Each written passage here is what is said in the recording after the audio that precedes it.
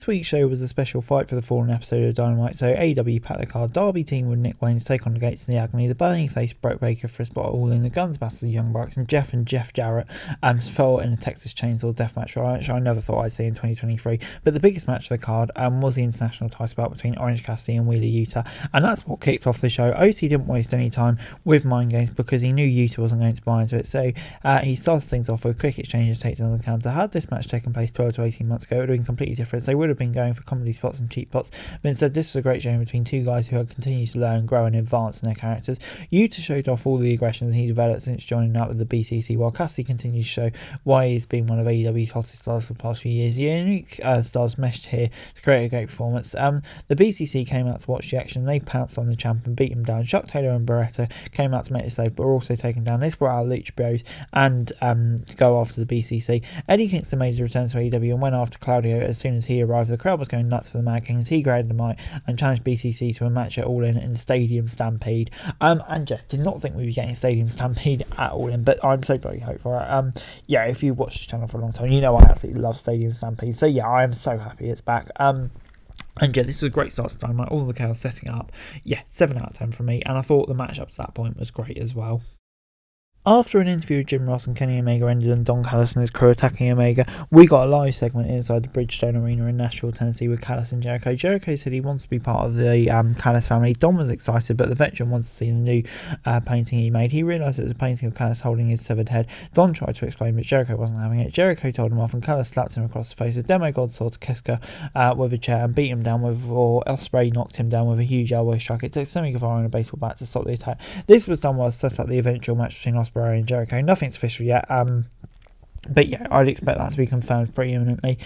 So yeah, that all makes sense. Intriguing where we're going. I think that'll be a great match, especially Ospreay on his home turf.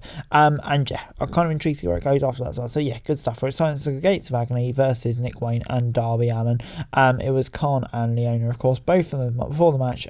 Swerve and AR Fox arrived in some chairs in hand. The fight started as the bell rang quickly, and it showed how much Wayne and Allin were giving up in the size and power department. Fox and Swerve watching the ramp as Gates and Agony conquered Wayne and decimated him with double team offense. This followed the same patterns as most of Allin matches. He and Wayne spent a long time in defense before making a comeback and hitting hard impact moves. The babyfaces got the win when Allin hit the coffin drop. When Wayne hit a moonsault to the outside from Leona, breaking up the pin. Sting appeared on the big screen, taunt Swerve and Fox, and the announcement of the coffin match was made official. And yeah, it gets 6 out of 10 from me. It kind of went the way you expected with this to go, and you know, it worked perfectly fine. So yeah, no complaints. But it's time for Jeff Hardy versus Jeff Jarrett in a Texas Chainsaw Death match. Yeah, this is crazy. Cole and MJF had a long segment before in which they talked about their upcoming match at All In. Aussie Open tried to attack them, but they were taken out by the two of them, and Jeff further in hinting that maybe they could become the champions, who knows. But it's then time for that match between Hardy and Jarrett. Hardy made his entrance but then went through the crowd and found Jarrett backstage. He saw a fell full of weapons but was blindsided before he could pick one.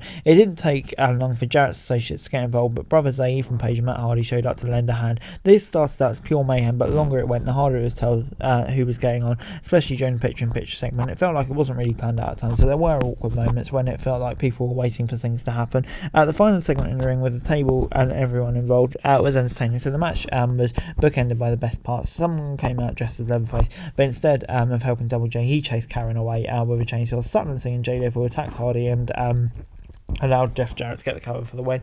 And yeah, of course, this wasn't the best action you'll see forever, really, but I mean, it was really entertaining and bizarre in a weird way. And yeah, I did love it, to be honest. So yeah, get a 7 out of 10 from me. It was just entertaining, and that's what wrestling should be about. Next up, we had the Bunny versus Britt Baker, and they shook hands at the start, but it turned quickly into a shove match before turning into an outright fight. Penelope Ford was at ringside with the Bunny and helped her friend get the upper hand during the break by attacking DMD while the ref was distracted. Baker made a comeback when we were reunited for the commercial and was able to secure the win and earn a spot All In at Wembley. Those were solid encounters that probably didn't need the outside interference, especially since they have the during the break with fewer people watching. But yeah, kind of just set out to that. Would have liked more attention put on it, but I think Britt Baker, obviously being one of the stars of the women's division in AEW's biggest event, was always going to get the win here. But you know, it wasn't a bad match or anything like that. And yeah, of course, for me, definitely the right decision. So yeah, 6 out of 10. Before it's time for the Guns versus the Young Bucks. And yeah, the match got started early when Nick and Matt attacked the Guns on their as they were making their entrance. Even after the bell rang, they got called in, and this never ended up being a standard tag match. All 4 guys were active for the entire time, even when they were supposed to just be on the apron. The Guns had grown so much over the past year, and the match really highlighted all the ways they've improved. Their level of smoothness that only comes from being comfortable in the ring. The match and Cassidy v. Utah are especially the two highlights of the show. The Bucks have a specific style of wrestling, and if you're into that, you'll likely come away with this from a smile on your face. Austin and Colton put up a good fight, but they weren't up to the challenge of beating the former tag champs. After preventing the Guns from cheating, the Bucks used the same tactics to score the win.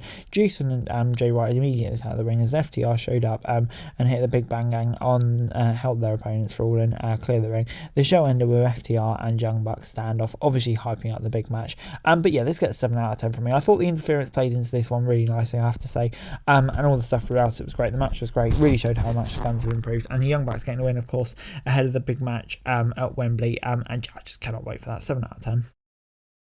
Overall this week, AEW Dynamite gets 6 out of 10 from me. Yeah, on the whole, I thought it was a perfectly solid episode of Dynamite. But to be honest, I don't know, maybe if it's just me or not, but we're just 9 days away from the Wembley show now, something like that, really close. I don't know, I was kind of expecting a bit more from the show this week. But yeah, obviously we'll see what happens next week, and of course on Collision and all of that. But yeah, 6 out of 10. But anyway, guys, that's the video. Thanks very much for watching. Like, subscribe, subscribe to daily wrestling news and subscribe to my channel. It's greatly appreciated. Thanks so much for watching. Peace.